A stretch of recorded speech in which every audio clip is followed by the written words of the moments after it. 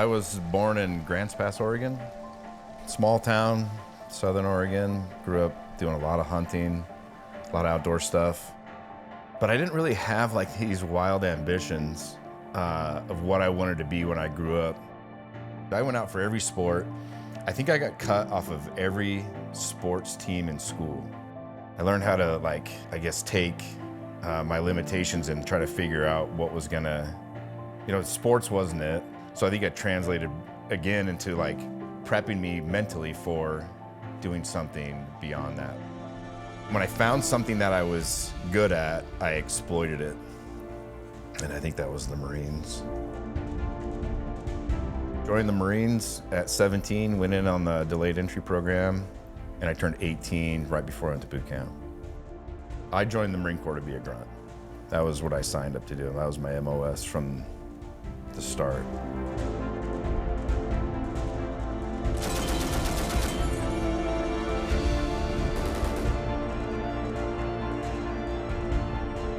And then during boot camp, Desert Storm kicked off. On the 24th of February 1991, a coalition of allied nations launched a massive ground assault against Iraqi army units occupying Kuwait. Went to Marine combat training shortly thereafter that, and then I went to the School of Infantry. Then I got dropped to my unit, and then we deployed overseas. It didn't really hit till we went through the straits, and then we have a plane flying beside the ship with a mine clearing device on it. And we're like, oh, this is for real. And then they start mounting the 50 cals on the sides of the ship. And we're like, wow, this is gonna be interesting. We land in Kuwait City, and it's just smashed. There's bullet holes everywhere in every building, boats on the side. It was a place where, as the Iraqis were trying to leave Kuwait City, they just unleashed everything on them. A-10s, F-15s, everything. They were bombing the heck out of everything. Iraqi military units in Kuwait were crushed within a matter of days. Images of hundreds of burned-out vehicles littering the highway leading to Iraq provided partial evidence of the rout in the desert. You could sense death. You could feel it. This guy picked up a boot and shook it, and a foot fell out. And you're like, wow, this is insane. We did like this big fire exercise at night. It's kind of like a big muscle flex, like, hey, there's more of us out here than are. Got up online and then just started opening up with all small arms and then grenades and then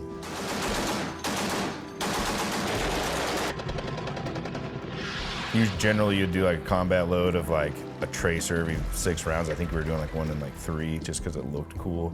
It literally looked like you could walk across the tracers.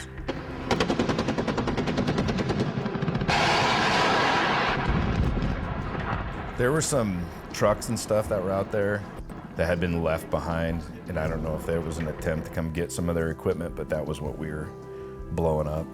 It was incredible fun. And then we just ran back. It's like, let's go, let's get out of here. Little muscle flex, did a little show off that, made it look like we just had thousands of guys out there when we had about 100.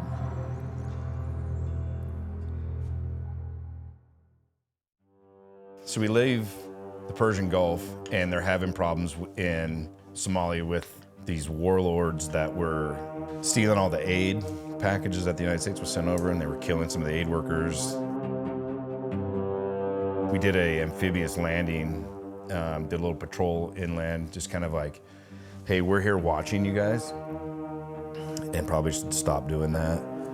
And then shortly thereafter, Black Hawk Down happened in Mogadishu. So it was kind of a bummer because we had probably had an opportunity to go get them, and that would have not happened, but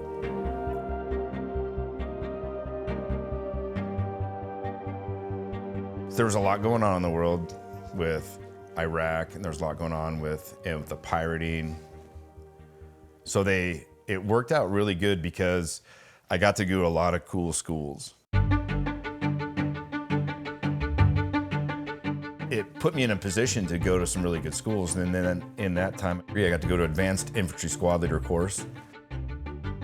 It's physical, it's a lot of advanced night land navigation, and I ended up with an amazing group of dudes on my squad, and we ended up winning. We had the overall winning squad. So I did that, went to Mountain Warfare School in Bridgeport. And then I go on my second deployment. We actually flew to Okinawa, and then they developed a non-combatant evacuation liaison element, which is like, they called it an LC force. So there's 16 of us. The mission was we would fly into an embassy or a building, take it down, and then secure the ambassador, and then burn anything that needed to be burned, and then exfil out. So I got to go to helicopter, it's called the HRST school, helicopter rope suspension training, and I got to do the master qualification course. We would fly in on a Huey or a 46 or a 53, depending on how many people we were gonna take, fast rope onto the roof, and we'd be the first team in, clear it, secure it, and then we would SPIE rig off, which is a 120-foot rope, hangs out the bottom of a helicopter with rings in it. You have a harness on, clip into it, and the helicopter takes off. Then you just fly underneath it. And so that's how we got out of there.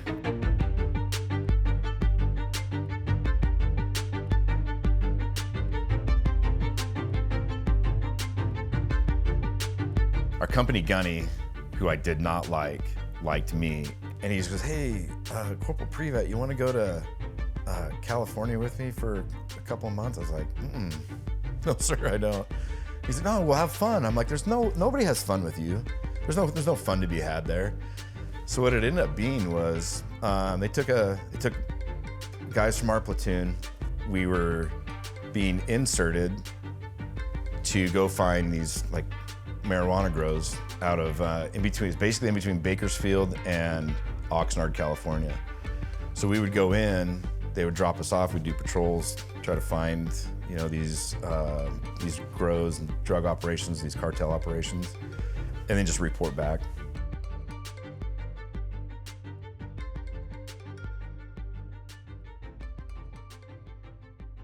I had an action-packed 4 years. It was I was super fortunate. They let me do a ton of stuff.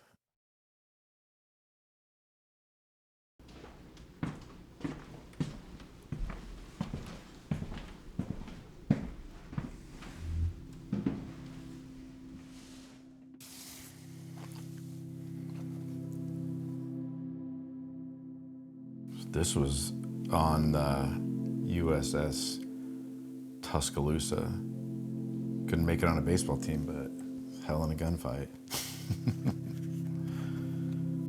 This is the inside of the track, soaking wet. There's probably 90 degrees and 100% humidity. The water, I remember the ocean water was so warm. This was actually in Hong Kong. We went to Hong Kong twice, and I just couldn't believe the building. Did build these buildings with bamboo scaffolding. 18 different countries. Went around the world 3 times, and I had never been to New York. This was SPIE rigging, special patrol insertion and extraction. The CH-46 with a 120-foot rope, and you never got in the helicopter, you just flew below it. That's me on the bottom. Now having a son, I don't think I've ever shown him these. I don't want him to be interested in it yet. It's a lot of good times, but it can be bad too. You don't have to go to a war, a full-scale conflict, to go and do really fun stuff. So in 1994, me and another guy got selected to be representatives from 1st Battalion, 1st Marines, 1st Marine Division. And we flew on a C-130 to Peleliu. We knew we were kind of going there for a reunion, but we didn't really know what it was. But it ended up being, they flew about 15 veterans on the 50th anniversary of the invasion of Peleliu. We went there and greeted them and then escorted them as we walked through the little town. And one was Captain Land. He landed with, I think, 230 Marines. By the time they cleared the beach, they had 90. When they sent him up onto this hill with he was describing it, he was taking enemy machine gun fire from 3 sides as he was going up, killing the Japanese in the bunker emplacements with his guys. And by the time they came down, there was 8 left of his whole company. So I didn't really realize it was an honor flight at the time. I was just going there as a representative from 1st Marines. And so we had this big ceremony there, and it was really cool, and we got to talk to these guys about, Bloody Nose Ridge and all these different amazing, battle sites. And so that was kind of my first introduction into what became honor flight.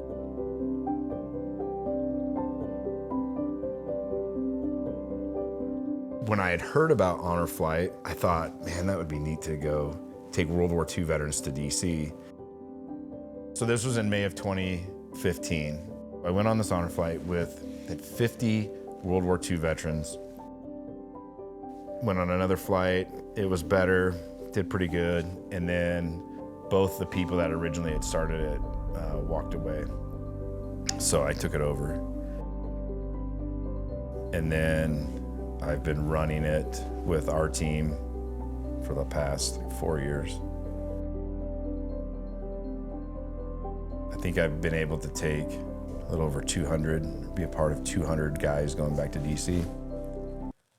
It's pretty awesome.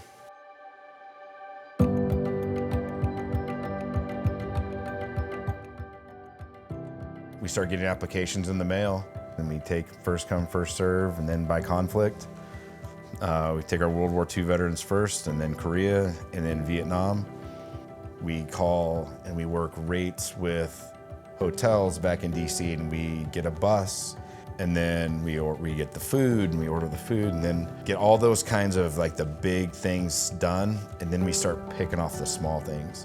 We get the bags, and we get the hand sanitizer, and the masks, and the candy. Then we contact all the schools in the area and ask them to write letters for a mail call. We used to sit here for hours, and we will stuff envelopes. We make sure everybody has letters to open on the flight home.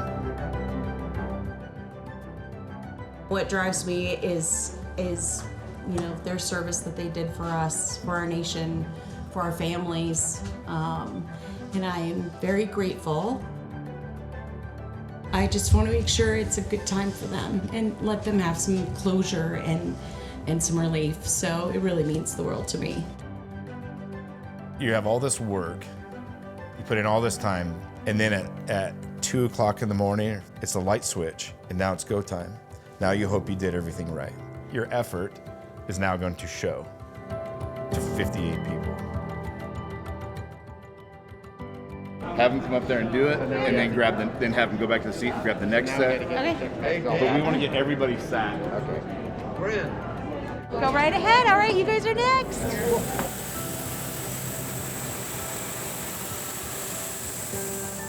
We'd like to thank you for flying with us today. And one last thank you to our special guests on board today. We do thank you for your service. We would like to welcome our honor flight, World War II, Korea, and Vietnam. If you can give them a warm welcome when they come up here, we'll appreciate it. Thank you.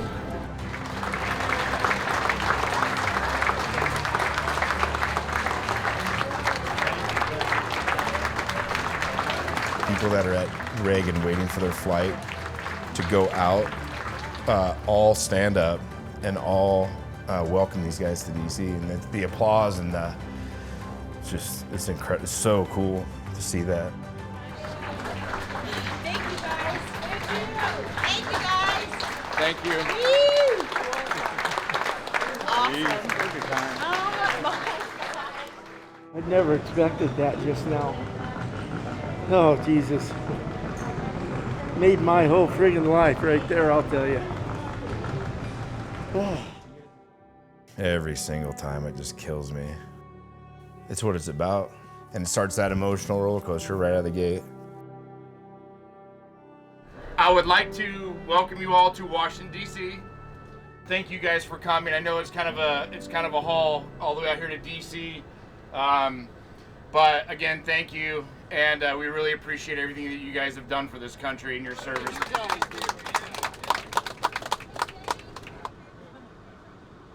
There's so much to see there, and we're only there for a short amount of time. I like to try to show them everything. And I think just even seeing the buildings helps them, like, taking the enormity of it. So kind of my goal while we're there is to see is get their eyes on as many things as possible.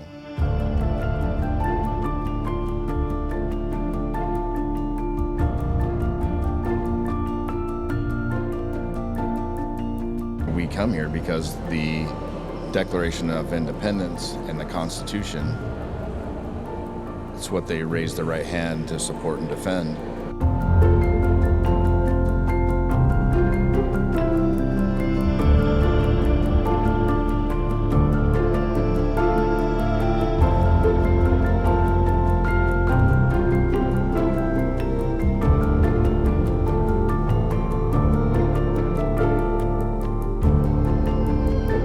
There's two things I think that are really big is when we go to the Lincoln Memorial, we go to Korea, and then we go over to Vietnam. That 2 hours is insane. It's one of those events, it's one of those things that I think hits everybody. When you take these veterans to these places, and that was their conflict, how they see that, how they feel like they're being remembered, they're blown away.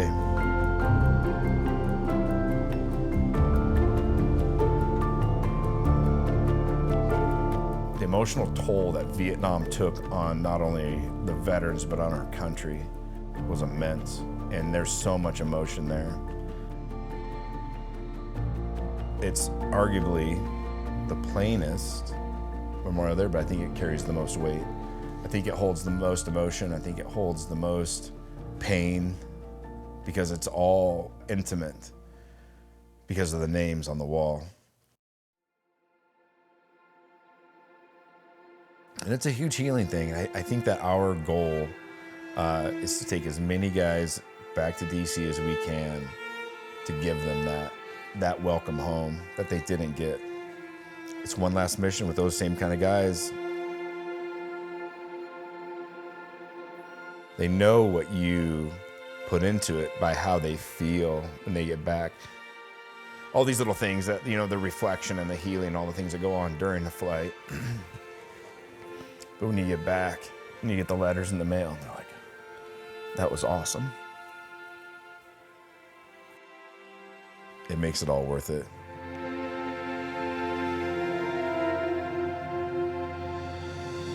I've been able to help facilitate 200 guys healing.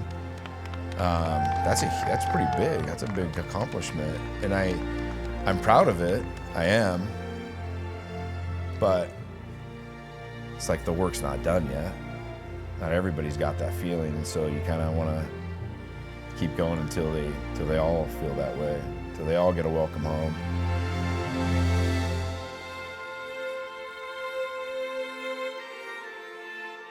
We're proud as a team of what we've been able to do, but there's some work left to do.